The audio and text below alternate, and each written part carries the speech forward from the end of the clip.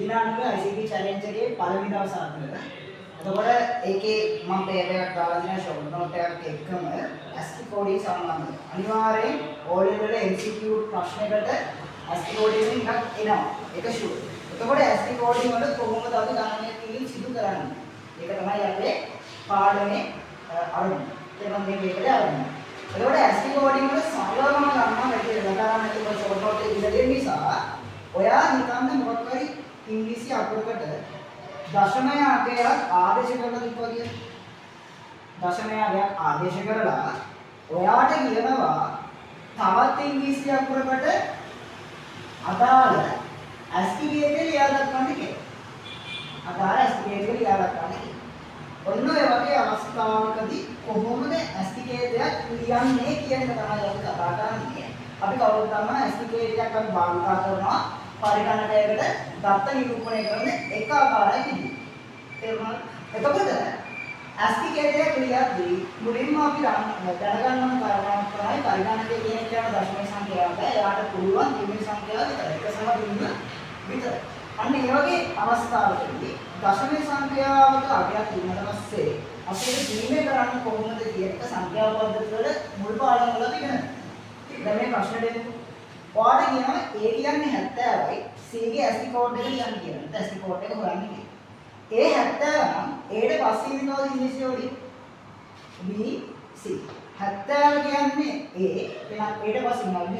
ඒ කියන්නේ 70ට පස්සේ ඉන්නවා 71 71ට පස්සේ ඉන්නවා 72. හරි.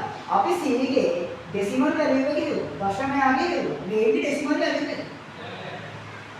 දශමය. නමුත් මෙයා අපෙන් හයිලයිට් කරලා අහන්නේ ASCII ගේතේ මොකක්ද කියලා. ASCII ගේතේ මොකක්ද කියලා අහුවොත් අපිට සිද්ධ වෙනවා මෙන්න මේ 72 කියන සංඛ්‍යාව ද්විමේ බවට පරිවර්තනය කරන්න. නැත්නම් බයිනරි නම්බරයක් විදිහට කන්වර්ට් කරන්න. ඒතකොට අපි ද්විමේ බවට පරිවර්තනය කරද්දී මම දාන්නේ 72 දෙකෙන් දාන්න දාන්නේ. අපිට දෙකේව තුනයි එකක් විදිහට 12 දෙකක් 6යි තුනයි විදුවයි 36 දෙකක් තුන දෙකේව 1යි 6 දෙකක් 8යි තුනයි විදුවයි 18 දෙවරක් 9යි ඉතුරු නැහැ විදුවයි 9 දෙවරක් 4යි ඉතුරු 1යි 7 දෙවරක් 2යි ඉතුරු නැහැ විදුවයි 2 දෙවරක් 1යි ඉතුරු බිඳුව. එතකොට අපි දන්නවා C සමානයි 1යි බිඳුවයි බිඳුවයි 1යි බිඳු 3. දිනේ සංඛ්‍යාවක් හොයද්දී ඉතුරු සංඛ්‍යාව තමයි යටින් ඉඳලා මුලට ගන්න. මෙතන බලන්න බිට්ස් කීයක් තියෙනවද? 1යි 2යි 3යි 4යි 5යි 6යි 7යි. ඔයා හොඳින් මතක තියාගන්න කාරණාවක් තමයි ASCII කේතයක් තුළ අපි බිටු වලින් නිරූපණය කරද්දී අනිවාර්යෙන් ඒක බිටු 7කින් සම්බන්ධිත වෙන්න ඕන. ඕක තමයි අපි කතා කරන ASCII coding වල තියරි. ඔයාලට ප්‍රශ්න තුනක් දීලා තියෙනවා. පළවෙනි ප්‍රශ්නේ තමයි ඔයාලා කින්ද ලෝඩ් වෙනවා.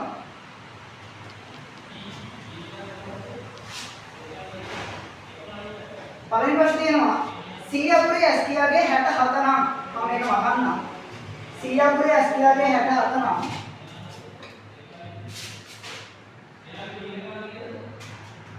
සරල ප්‍රශ්නයක්. C අකුරේ ASCII අගය 67 නම් ඊට අදාළ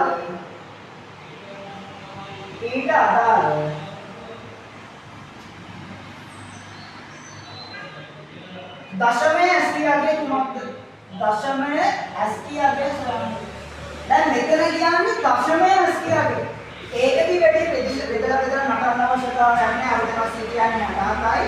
ඊට පස්සේ ඉන්නවා D.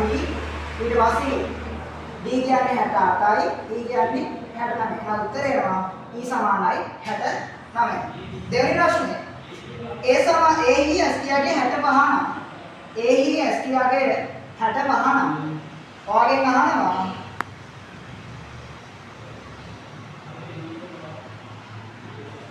65ට අදාළ ද්විමේ ASCII අගය කුමක්ද? 65ට අදාළ ද්විමේ ASCII අගය තාම සරල ප්‍රශ්න. ද්විමේ ASCII අගය කුමක්ද? මේ මූලික අවධි නිසා මෙච්චර සරල ප්‍රශ්න දෙන්නේ. පසු කාලීන අපි ලොකු ප්‍රශ්න කතා කරනවා. එතකොට 65 දෙකෙන් බෙදන්න. 65ට දෙවරක් 62ව 3යි 5ට දෙකේව 2යි ඉතුරු 1යි 32ට දෙවරක් 16යි ඉතුරු බිඳුවයි 16 දෙවරක් 8යි ඉතුරු බිඳුවයි 8 දෙවරක් 4යි ඉතුරු බිඳුවයි 4ට දෙවරක් 2.0 දෙක දෙවරක් 1.0. එහෙනම් උත්තරේ එනවා C සමානයි sorry 65 සමානයි 1.2 1 ASCII. කියලා. දෙකේ වාදේ යම ප්‍රශ්නයක් නැහැ, වැරදි නැහැ. ගොඩක් වෙලාවට අපි ASCII කියලා තමයි දාන්නේ. වල ඕරල් එක්සෑම් එකේදී දෙකේ වාදයෙන් තමයි උත්තරේ එන්නේ. හරි. ඊළඟ කාරණා තුන්වෙනි ප්‍රශ්න අන්තිම ප්‍රශ්නේ දවසේ. හරි.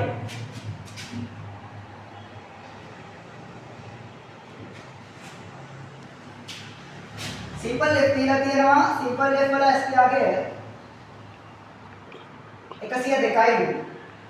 ඔයාලට අහන්නේ කැපිටල් F වල ASCII ආගේ මොකක්ද කියලා. එතකොට මේක කියලා තියෙනවා විශාල අකුරු සහ කුඩා අකුරු අතර පරතරය 32 බව මතක තබා ගන්න. පරතරය විදිහට පරතරය 32යි. එහෙනම් කැපිටල් F ASCII එක හොයන්න නම් අපි කරන්නේ මොකද්ද? සිම්පල් F එකෙන් අඩු කරනවා අදාළ පරතරය. සිම්පල් F කියන්නේ 102යි. 102 න් 32ක් අඩු කරනවා. එතකොට උත්තරේ එනවා 70. ඔච්චරයි. ASCII වල සාමාන්‍ය ප්‍රශ්න කතා කරේ. ඊට දවසේ තව ප්‍රශ්නකින් අපි හම්බෙමු. හරි.